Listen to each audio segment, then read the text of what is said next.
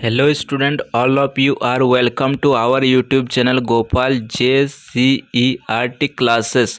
Dear student, आज हम लोग JCERT क्लास 7 की इंग्लिश बुक डालिया का यूनिट 1A हटीला का सभी क्वेश्चन आंसर सॉल्व करेंगे, साथ में हिंदी अनुवाद भी समझेंगे। वीडियो शुरू करने से पहले आप सभी विद्यार्थियों से मेरा रिक्वेस्ट है कि यदि आप इस चैनल पर पहली बार आए हैं तो चैनल को सब्सक्राइब करके बेल आइकन को प्रेस कर दीजिए। इस चैनल पर झारखंड बोर्ड की पढ़ाई से संबंधित वीडियो आते रहेंगे और मैं लाता हूं आप लोगों के लिए सबसे आसान, सरल और सटीक उत्तर।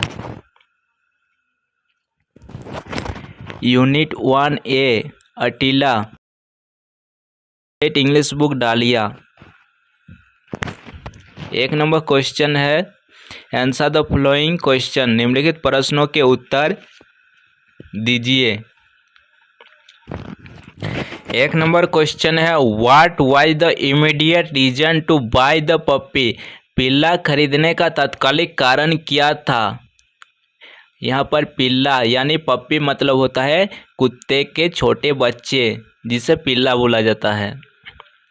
तो एक नंबर का आंसर है, the immediate reason to buy the puppy was a series of house breaking and thefts in the neighborhood and the householder decided to put more trust in a dog than in the police।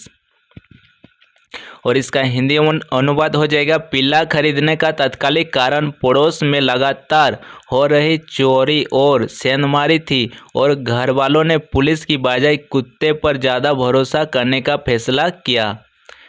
तो विद्यार्थियों, आप लोग इसका screenshot ले लीजिएगा या video को रोककर नोट्स बना लेना है। यहाँ पर समझने के लिए हिंदी यहाँ पर लिखा गया है, आप लोग जब होमवर्क करेंगे तो सिर्फ इंग्लिश ही लिखना है और अलग से नोट्स बना लेना है इन हिंदियों का।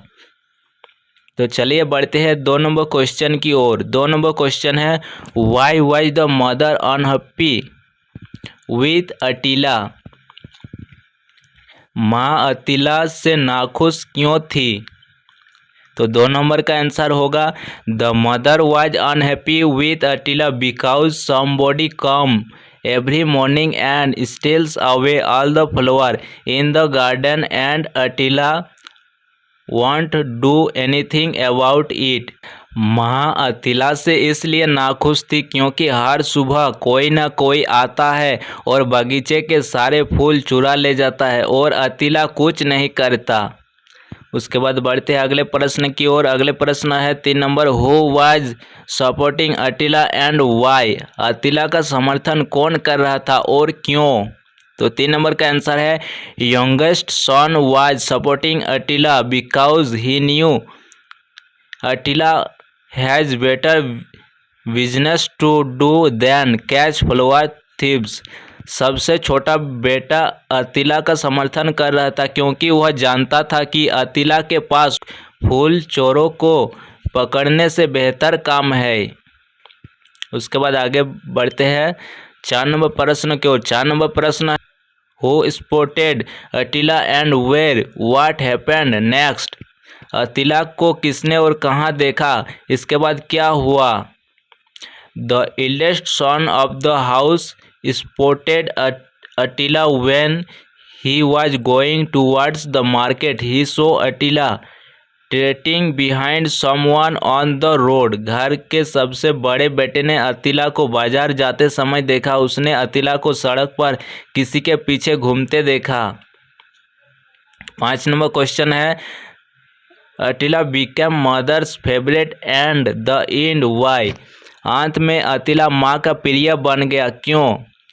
इसका आंसर हो जाएगा, due to Attila her lost ornaments were found, Attila के कारण उसके खोए हुए आभूषण मिल गए। जो चोर चुरा कर ले जा रहे थे उसे अतीला ने रोका और इस तरह से माँ को खोए हुए आभूषण मिल गए और अंत में अतीला माँ का प्रिय हो गया।